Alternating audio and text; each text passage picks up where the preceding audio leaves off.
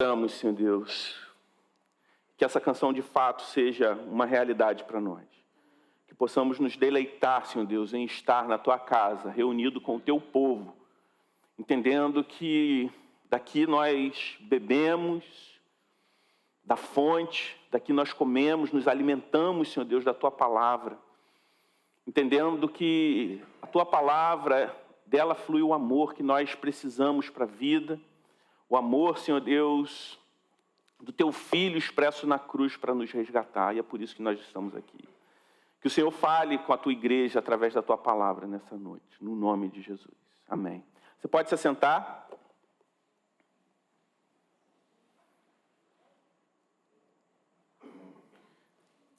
Mais uma vez, queria dar boas-vindas, você que está aqui, você que enfrentou a chuva para chegar até aqui. Hoje é o último domingo da nossa série de mensagens, Jesus antes de Cristo, Cristo revelado no Antigo Testamento. Na semana que vem, a segunda temporada dessa série que a gente fez inicialmente lá em 2019. E na semana que vem nós teremos o culto de Natal. Então o propósito dessa série foi intencional para a gente falar sobre eventos do Antigo Testamento que apontavam para a vinda do Messias, do Cristo prometido, até a semana, o domingo, em que nós falaremos especificamente sobre o nascimento do nosso Salvador. E, para encerrar essa série, eu gostaria de falar sobre a vida, ou melhor, o nascimento de um homem que teve um papel fundamental na história da nação de Israel. Hoje falaremos sobre uma pessoa que marca um novo início na história da nação de Israel. Uma nova etapa na história de redenção. Uma vez que Israel foi a nação que Deus escolheu para trazer o seu Filho ao mundo e criar um novo povo a partir dele. Se você está aqui na igreja há pelo menos 1 ano e meio, mais ou menos, você vai se lembrar que nós tivemos uma série no livro de Juízes, uma série que nós denominamos Um Só Deus. E se você se recorda dessa série, você vai se lembrar que o livro conta um período da história de Israel que aquela nação ficou sem rei. Não havia rei em Israel e o povo foi liderado por líderes militares conhecidos como juízes. E o último juiz narrado no livro, o último juiz desse período, foi um homem chamado Sansão. E hoje nós falaremos sobre o nascimento de um homem que foi ao mesmo tempo juiz, ele foi profeta e ele foi sacerdote. Foi quem ungiu os primeiros reis da nação de Israel. Marcou a transição do período de juízes para a monarquia em Israel. Se você sabe de quem eu estou falando, é sobre Samuel. Nós falaremos sobre o profeta Samuel, que por estar nesse período de transição, ele acabou exercendo esse papel não só de profeta, mas também de sacerdote e de rei da nação. Hoje nós teremos a oportunidade, se você não conhece a história dele, teremos a oportunidade de conhecer um pouco sobre a sua história, especificamente sobre o período do seu nascimento, como se deu o nascimento desse homem. Por isso eu te convido a abrir a sua Bíblia em 1 Samuel, capítulo 1, do versículo 1 ao versículo 20. O texto também vai ser projetado, caso você não tenha a Bíblia em mãos.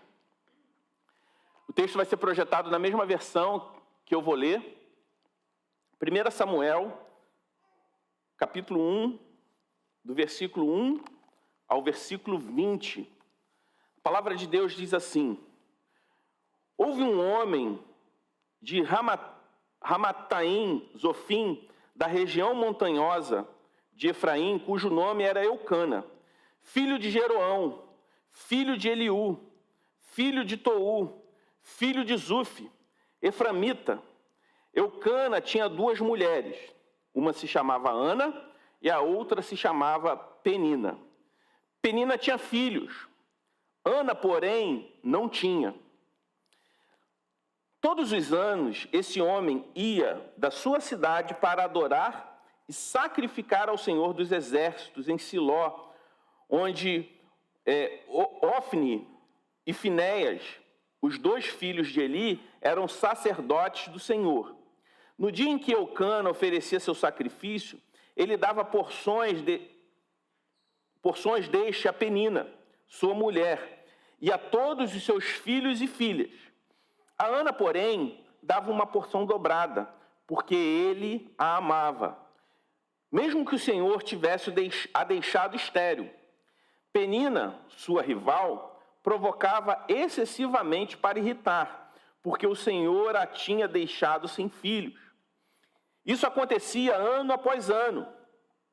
Todas as vezes que Ana ia à casa do Senhor, a outra a irritava. Por isso, Ana se punha a chorar e não comia nada. Então Eucana, seu marido, lhe disse: Ana, por que você está chorando? E por que você não quer comer? E por que você está tão triste? Será que eu não sou melhor para você do que 10 filhos? Certa vez, após terem comido e bebido em Siló, Ana se levantou quando o sacerdote Eli estava sentado em sua cadeira, junto a um pilar do templo do Senhor. Verso 10.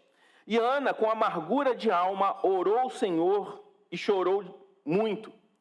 Ela fez um voto dizendo: Senhor dos exércitos, se de fato olhares para a aflição da tua serva e te lembrares de mim, e não te esqueceres da tua serva, e lhe deres um filho homem, eu o dedicarei ao Senhor por todos os dias da sua vida, e sobre a cabeça dele não passará navalha.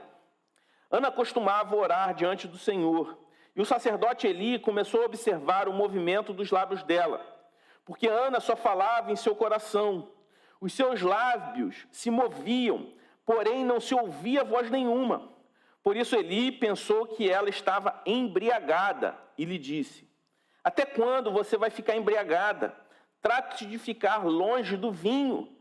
Porém Ana respondeu: Não, meu senhor, eu sou uma mulher angustiada de espírito. Não bebi vinho nem bebida forte, apenas estava derramando a minha alma diante do Senhor. Não pense que a tua serva é ímpia. Eu estava orando assim até agora, porque é grande a minha ansiedade e a minha aflição.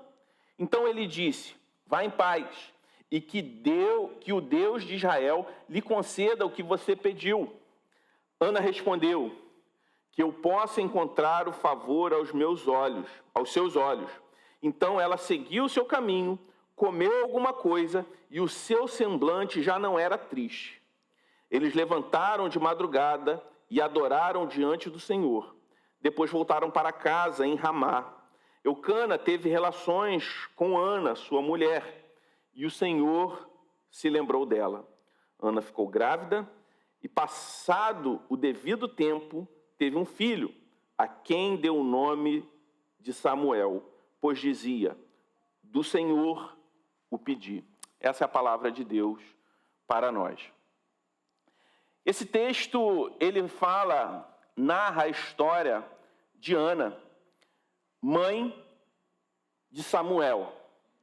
Samuel, que foi o profeta que ungiu os reis de Israel, que ungiu o rei Saul, que ungiu o rei Davi, o homem que marcou a transição de um período difícil, onde o povo de Israel não possuía um rei, para um período de monarquia, um período onde a nação de Israel ampliou as suas tendas, as suas terras.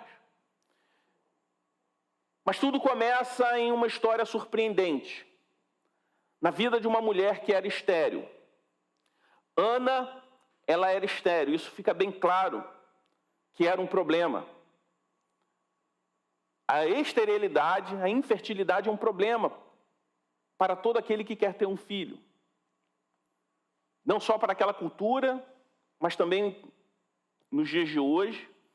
Mas em uma cultura onde a fertilidade apontava para a honra. A cultura de Israel, tudo era baseado na honra e na desonra. E a fertilidade, assim como a própria prosperidade, era um sinal da bênção de Deus para a mente judaica. Ana sofria com essa angústia de não ter um filho, que era o seu desejo, e também da pressão cultural que havia sobre ela mediante o fato dela ser estéril. Mas além da esterilidade, ela tinha outro problema, o seu marido. Eucana, nome diferente esse, que ele possuía 2 esposas. Ele possuía uma outra mulher, que se chamava Penina. E para piorar, além dela ter que conviver com isso, Penina possuía filhos. Penina era fértil, enquanto ela era estéril. Para piorar, Penina a provocava continuamente. Além da infertilidade, havia essa competição e essa provocação. Todos os anos, Eucana ia com sua família para Siló, a fim de Eucana adorar e oferecer sacrifícios a Deus. Ele adorava a Deus através do rito judaico, oferecendo sacrifícios ao Senhor.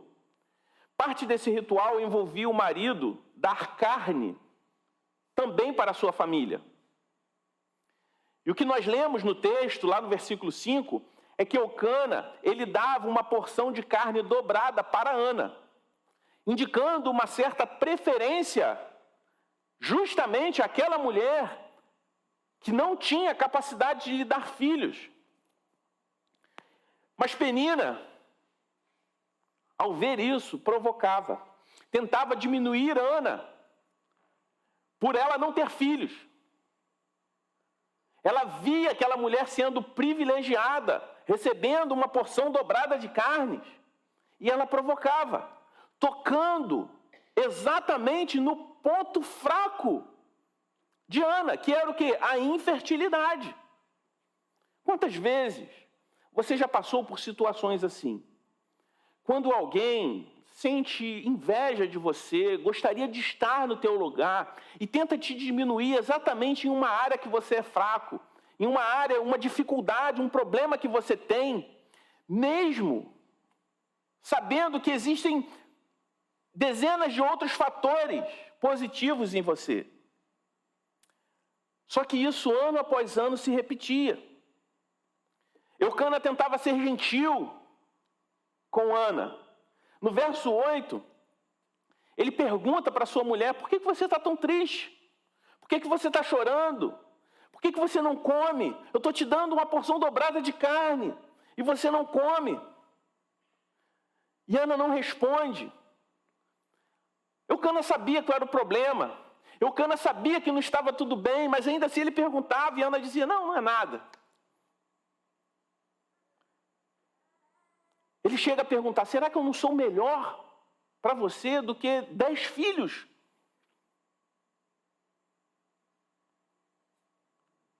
Esse era o problema de Ana.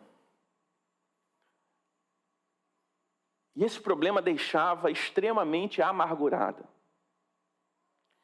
Mas é interessante a gente perceber que o texto deixa claro que Deus está agindo na vida de Ana. Embora ela não soubesse disso, Deus não estava parado. 2 vezes nessa passagem, nós vemos a informação, o texto nos informa, que foi o próprio Senhor que fechou o ventre de Ana. E textos como esse destroem a ideia equivocada de um Deus realizador de sonhos pessoais. Quantas vezes você escuta sobre um Deus que se parece muito mais com aquele gênio da lâmpada mágica do que o Deus Todo-Poderoso? Talvez você pense: mas que Deus malvado! Ele que fechou o ventre daquela mulher, mesmo sabendo que ela desejava ter filhos. E a gente pensa dessa forma porque a gente acaba projetando essa ideia de Deus como se ele fosse simplesmente um mero realizador de sonhos. A gente lê até mesmo de forma equivocada o Salmo 37, nos versos 4 e 5, quando o salmista diz: agrada-se do Senhor e ele satisfará os desejos do seu coração. Entregue o seu caminho ao Senhor, confie nele e o mais ele fará. A gente pensa o seguinte, que esse versículo está falando o seguinte: se eu me agradar do Senhor, ele vai fazer exatamente o que o meu coração quer. Mas não é isso que o texto está dizendo. Ele está falando o seguinte: a não ser que você se deleite no Senhor, que você encontre sua satisfação em Deus, somente dessa maneira você vai ter o seu coração satisfeito. Porque todos os outros desejos do coração não são capazes de se satisfazer plenamente. Nós só nos tornamos plenamente satisfeitos quando nós encontramos alegria, felicidade e realização em Deus. Tanto que o texto continua e fala: entregue o seu caminho, Senhor. Ou seja, os meus planos, os meus sonhos estão submissos a Deus. Estão sujeitos a Deus. O Salmo 37 está falando não sobre realização de sonhos pessoais, mas de uma confiança plena no Senhor, que é fruto, que é a fonte de toda a satisfação. E o que faltava a Ana era exatamente confiar no Senhor, se agradar nele, independente do que estava acontecendo.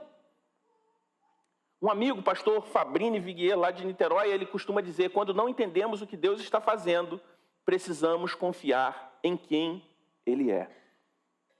O que faltava a Ana, para a sua angústia, naquele primeiro momento, era confiar no caráter de Deus. Confiar no caráter de Deus e não simplesmente nas suas ações. Quando a gente não entende o que Deus está fazendo, quando a gente não entende o que está acontecendo, a gente precisa confiar em quem Deus é, no seu caráter. Não podemos desassociar o caráter de Deus à sua ação. Quando nós conhecemos e confiamos no caráter do Deus que é bom, que é perfeito, que é justo,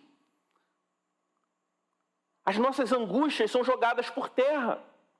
E foi exatamente isso que acontece com Ana no seu diálogo com o profeta Eli. Ela rapidamente, ela faz uma oração a Deus, se alimenta, e o texto diz que o seu semblante muda. Mesmo em nossas situações mais desesperadoras e dolorosas, nós devemos confiar que Deus está no controle. Por mais que a gente não saiba explicar o que está acontecendo, Deus continua soberano sobre tudo e sobre todos. Mas o que Ana faz a partir disso? Como Ana age diante dessa situação? E a gente chega na oração de Ana. Primeiro a gente viu o problema de Ana. A esterilidade, a rivalidade com a outra esposa do seu marido. Mas diante do problema, nós vemos uma mulher orando.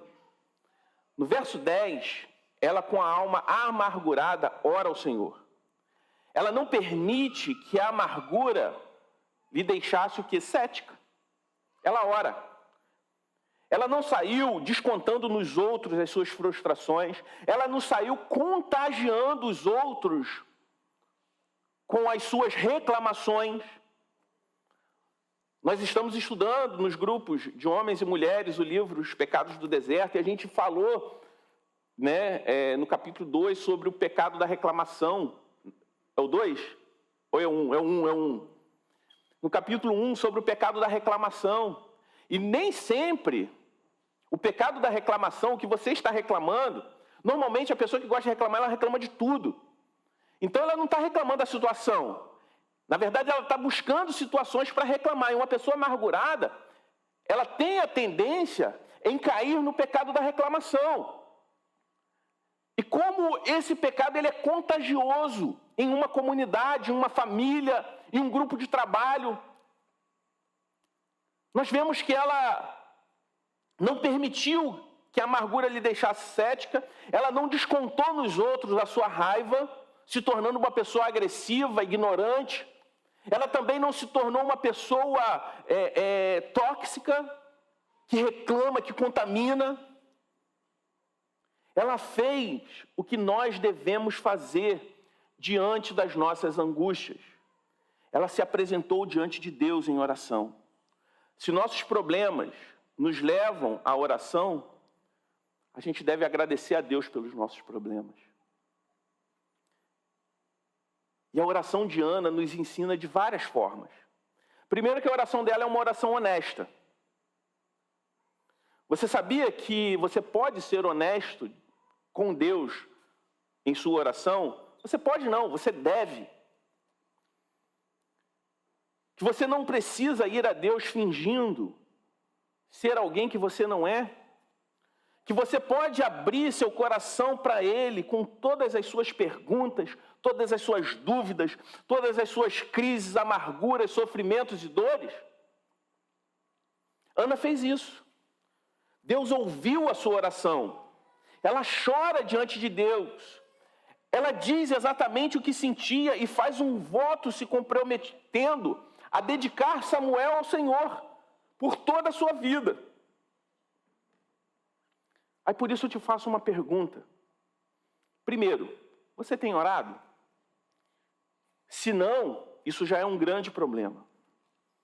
Mas se você tem orado, você tem sido honesto com Deus nas suas orações? Ou você se apresenta diante de Deus com uma linda oração, com palavras que não representam realmente quem você é e o que você está sentindo?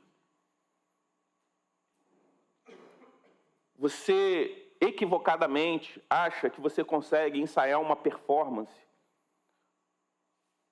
e impressionar Deus com palavras bonitas, até mesmo fingindo ser quem você não é? Mas quando a gente olha para a oração da Ana, a gente vê uma oração honesta. Ela apresenta diante de Deus os seus contentamentos. A segunda característica da oração da Ana é uma oração fervorosa. O texto diz que os lábios dela se moviam, se mexiam, mas não era possível ouvir a sua voz. Ela estava cansada, ela estava amargurada, ela estava triste. E por orar assim, o sacerdote, que era alguém que deveria ajudá-la, ele tem uma primeira impressão. Ele fala: essa mulher está bêbada.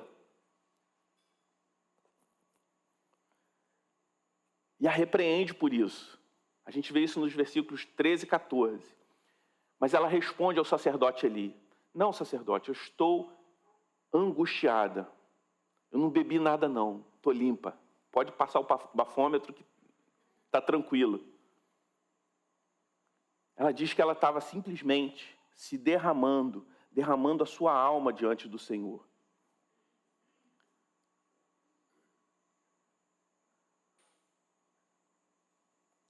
E ela faz uma oração sincera e fervorosa. Ela não apresenta simplesmente pequenos departamentos da sua vida,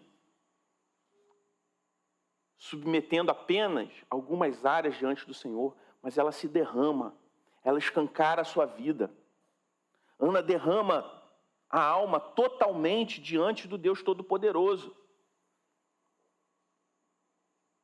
Por isso eu também te pergunto, diante do fervor da oração de Ana, qual a intensidade da sua oração?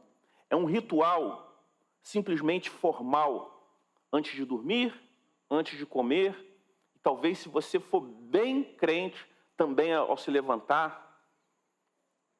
Algo mecânico?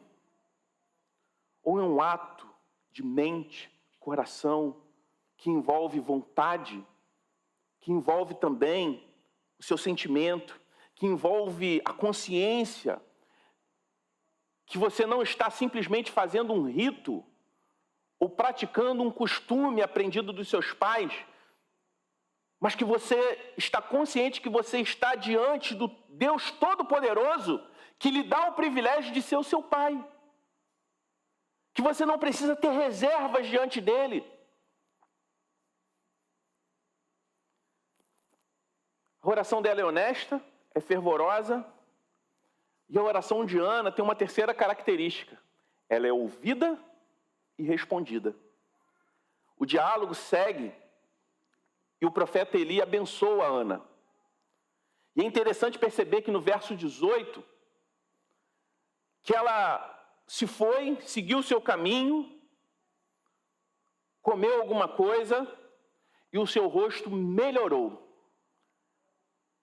Samuel já tinha nascido nesse momento? Ela não estava nem grávida.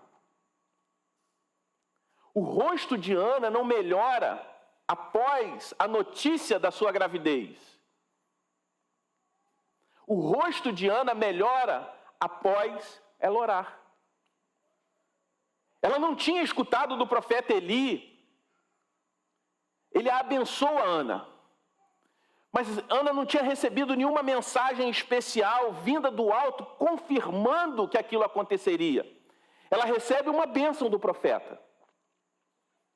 Ela recebe uma bênção do sacerdote.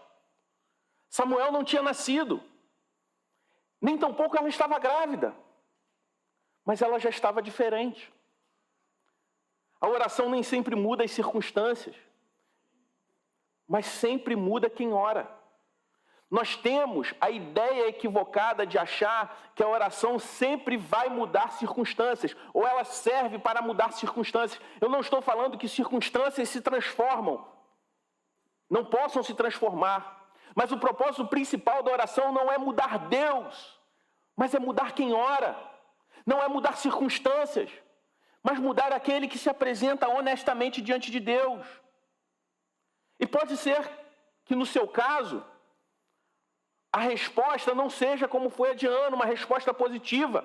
Mas só de você estar orando, Deus está te transformando e cumprindo o seu propósito na sua vida. Nem sempre Deus realiza aquilo que nós desejamos. Mas Ele pode mudar o que nós desejamos. Talvez a gente está desejando aquilo que não é para desejar. E quando a gente não ora, Deus não vai mudar a circunstância, e o nosso coração vai continuar o mesmo. Aí vem a frustração, aí vem a decepção, o ceticismo, a amargura. Mas quando a gente ora, independente do resultado, o nosso coração é transformado e preparado para receber e entender aquilo que Deus está fazendo.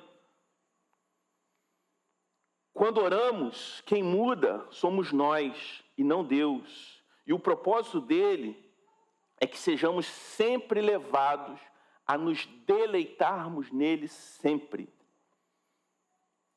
Por isso, o grande valor da oração não é o que nós podemos receber de Deus, mas o fato de que estamos diante de Deus, porque nada é mais valioso para nós do que a presença do próprio Deus. Orar, conversar com Deus, se relacionar com Ele, te transforma e te molda à vontade dele, que é boa, perfeita e agradável. O verso 19 dá a sequência dos acontecimentos. Eles se levantaram, adoraram o Senhor, voltaram para casa. Ana se deita com seu marido, ela orou e agiu, e o Senhor se lembrou dela. Ela engravidou e deu à luz a um filho.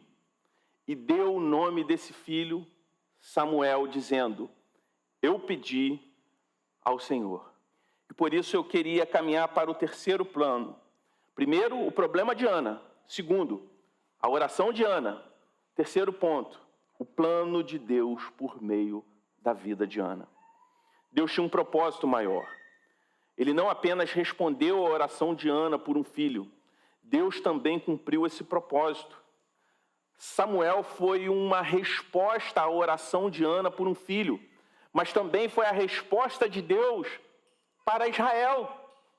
A gente tem a ideia equivocada que Deus está simplesmente respondendo ao desejo de uma mulher. Enquanto Deus ele está realizando, através da vida de Ana, um propósito ainda maior. Um propósito na vida de toda a nação de Israel, o seu povo. É Samuel quem unge Davi, o homem segundo o coração de Deus, de cuja linhagem vem o Rei dos Reis, que reinará para todo sempre, Jesus Cristo. Ana cumpre o seu voto, a partir do verso 21, ela dedica ao Senhor e adora ao Senhor. Ana reconhece que o seu problema, que o levou à oração,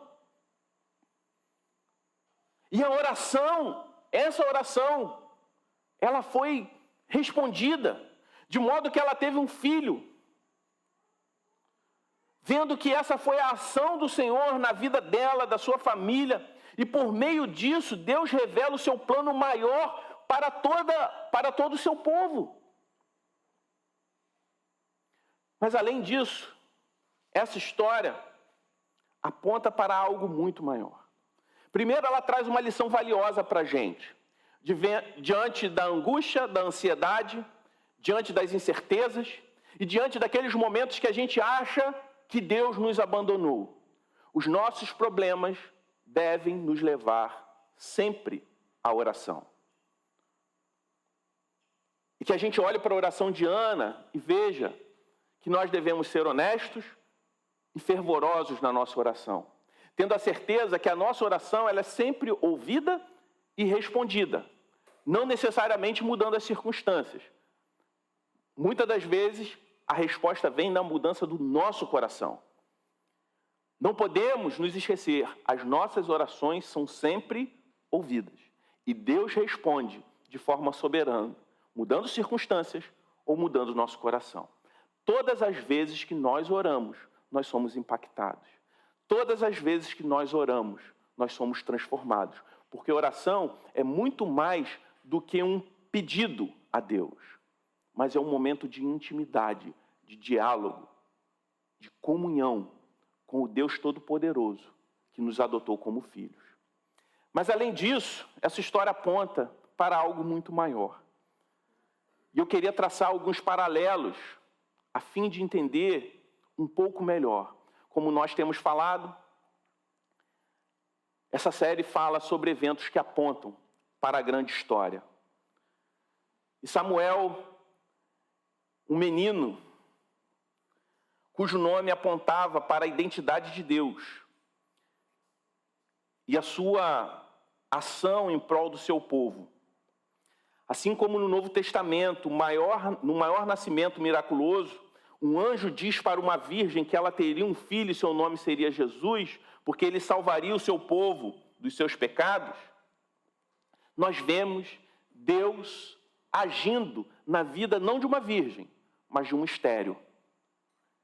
Duas mulheres que humanamente não poderiam gerar um filho, são agraciadas por Deus com um filho.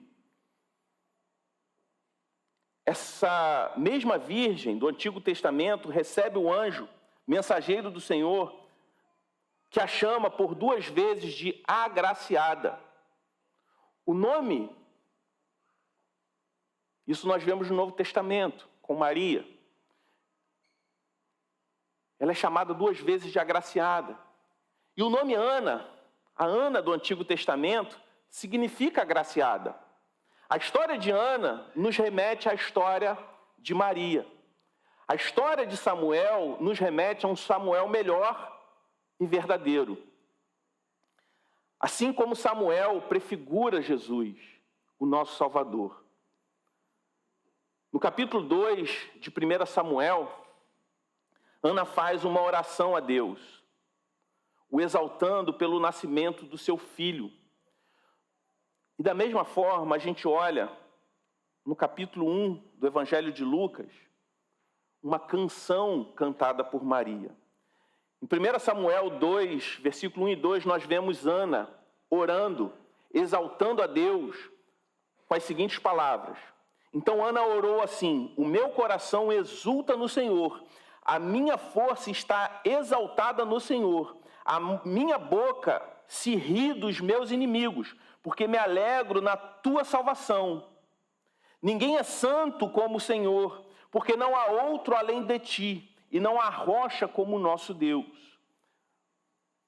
Em Lucas 1, 46 a 49, nós vemos Maria cantando. Então disse Maria: a minha alma engrandece ao Senhor, e o meu espírito se alegrou em Deus, meu Salvador, porque Ele atentou para a humildade da sua serva, pois desde agora todas as gerações me considerarão bem-aventurada, porque o Todo-Poderoso me fez grandes coisas. Santo é o teu nome. A vida de Samuel, bem como seu nascimento, representam a ação de Deus em prol do seu povo. Ele liderou esse povo como rei, ele intercedeu pelo povo como sacerdote, e ele falou a palavra de Deus para o povo de Israel como um profeta. E quando a gente olha para a pessoa de Jesus, nós enxergamos esses 3 ministérios na vida dele. Jesus é o profeta perfeito, o sacerdote perfeito, o rei dos reis. Jesus é o Samuel melhor e verdadeiro. Samuel fez parte do plano de Deus para o seu povo. Jesus é o cumprimento desse plano eterno e perfeito. E agora, o povo de Deus é todo aquele que crê em Jesus. Por isso, Cristo é o profeta que precisamos para nos instruir nas coisas de Deus, a fim de curar a nossa cegueira espiritual e a nossa ignorância. Como profeta, Jesus é o único que pode revelar o que Deus tem planejado na história desde a fundação do mundo, e que pode ensinar e manifestar o real significado das Escrituras dos profetas. Podemos esperar e progredir em nossa vida cristã apenas se dermos ouvidos à instrução de Jesus Cristo, que é o profeta perfeito. Cristo também é o sumo sacerdote, nosso extremamente necessário sumo sacerdote, porque a salvação está somente em Jesus Cristo, porque há 2 condições que não importa o quanto nos esforcemos, nunca poderemos satisfazer, que é a justiça perfeita de Deus. No entanto, elas devem ser cumpridas se estamos para ser salvos por Deus. E a primeira condição é satisfazer a justiça de Deus pela obediência à lei. Eu e você não somos capazes de obedecer totalmente à lei de Deus. A segunda condição para alguém ser salvo é pagar o preço dos pecados.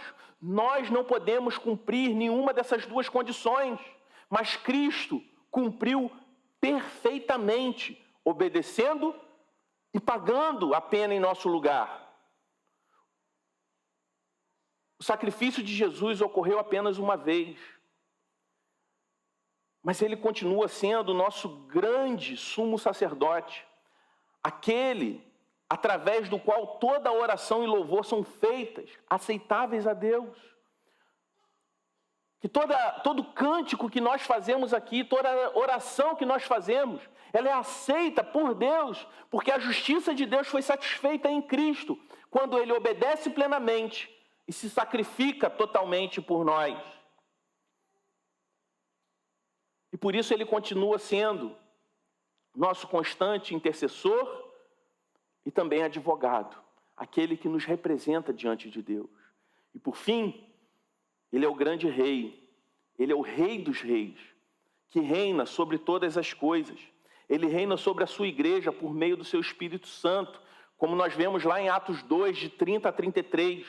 Ele soberanamente dá arrependimento ao incrédulo e concede perdão ao culpado.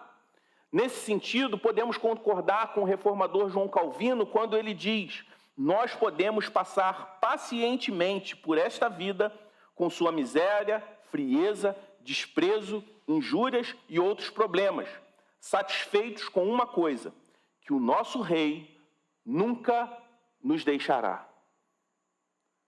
O nosso Rei nunca nos deixará desamparados, mas suprirá nossas necessidades até que, ao terminar nossa luta, sejamos chamados para o triunfo. Podemos crescer na vida cristã apenas se vivermos obedientemente sob o domínio de Cristo e seu poder, porque Ele é o Rei dos Reis. Ele é o Samuel melhor e verdadeiro. Samuel, para a nação de Israel, ele foi rei, foi profeta e foi sacerdote. E nós, enquanto povo de Deus, temos em Cristo o profeta perfeito, o sumo sacerdote e o Rei dos Reis. Para concluir, Deus não havia criado o homem. Deus havia criado o homem e entre o homem e Deus havia um relacionamento perfeito. Mas os nossos primeiros pais, como nós falamos domingo após domingo, decidiram pecar. E o pecado nos atingiu e fez com que todos nós nascêssemos separados de Deus, com a nossa comunhão quebrada. Não poderíamos fazer nada para refazer essa relação. Diante disso, Deus envia Jesus, o sacerdote, o profeta e o rei perfeito. Ele vive uma vida perfeita, morre assumindo a nossa condenação e ressuscita ao terceiro dia, provando que o sacrifício dele foi aceito pelo Pai,